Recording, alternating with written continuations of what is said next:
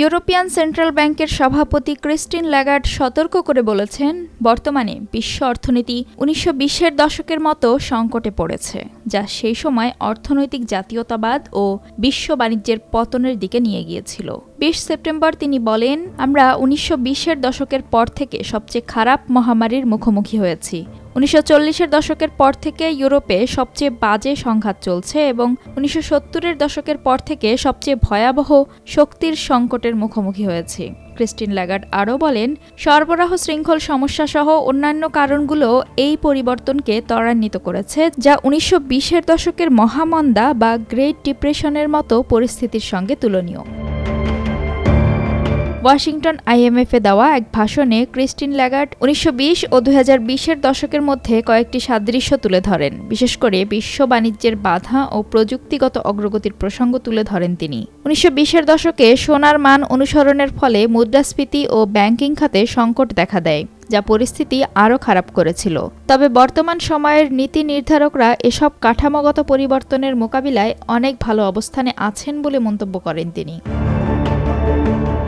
Christine বলেন, এক শতাব্দী আগে কেন্দ্রীয় ব্যাংকাররা কঠিনভাবে শিখেছিলেন সোনার মানে মুদ্রার মান নির্ধারণ এবং স্থির বিনিময় হার বড় কাঠামোগত পরিবর্তনের সময় কার্যকর ছিল না। এটি বিশ্বকে মুদ্রাস্ফীতির দিকে ঠেলে দেয় এবং অর্থনৈতিক জাতীয়তাবাদকে উৎসাহিত করে। তিনি বলেন, তবে আজকের কেন্দ্রীয় ব্যাংকারদের মূল্য স্থিতিশীলতা বজায় রাখার জন্য পন্থাগুলো কার্যকর প্রমাণিত হয়েছে। ২০২২ সালে সুদের হার বাড়ানোর পর দ্রুত মুদ্রাস্ফীতি কমেছে বলে উল্লেখ করেন তিনি। ইউরোজোনে বার্ষিক মুদ্রাস্ফীতি ২০২২ সালের ১০.৬% থেকে ২০২৩ সালের আগস্ট মাসে ২.২% নেমে আসে। ক্রিস্টিন ল্যাগার্ড বলেন, এটি অলৌকিক যে কেন্দ্রীয় ব্যাংকগুলো ২ বছরেরও কম সময়ের মধ্যে মুদ্রাস্ফীতি নিয়ন্ত্রণে আনতে পেরেছে এবং এর সাথে সাথে বেকারত্বের হার বাড়েনি। তিনি বলেন, উচ্চ জ্বালানি দামের প্রেক্ষিতে কেন্দ্রীয় ব্যাংকগুলো সুদের হার বাড়ালে সাধারণত কর্মসংস্থানে বড় ধরনের অবনতি ঘটে।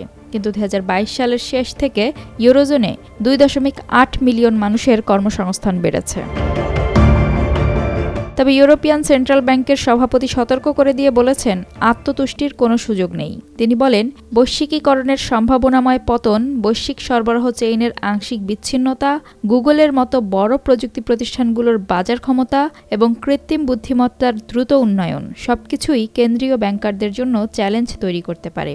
ক্রিস্টিন উল্লেখ করেন, অর্থনৈতিক নীতি নির্ধারকদের জন্য অনিশ্চয়তা উচ্চ থাকবে এবং বলেন, আমাদের এটি ভালোভাবে পরিচালনা করতে হবে।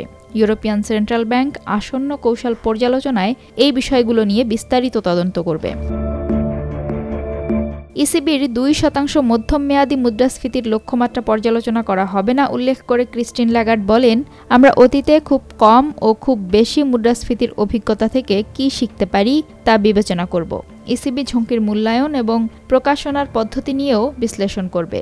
উদাহরণস্বরূপ, ইসিবির মৌলিক মুদ্রাস্ফীতি কৌশলকে সঠিক তথ্যের সাথে ভারসাম্যযুক্ত করা যেতে পারে এবং কেন্দ্রীয় ব্যাংক বিকল্প পরিস্থিতির তথ্যও প্রকাশ করতে পারে।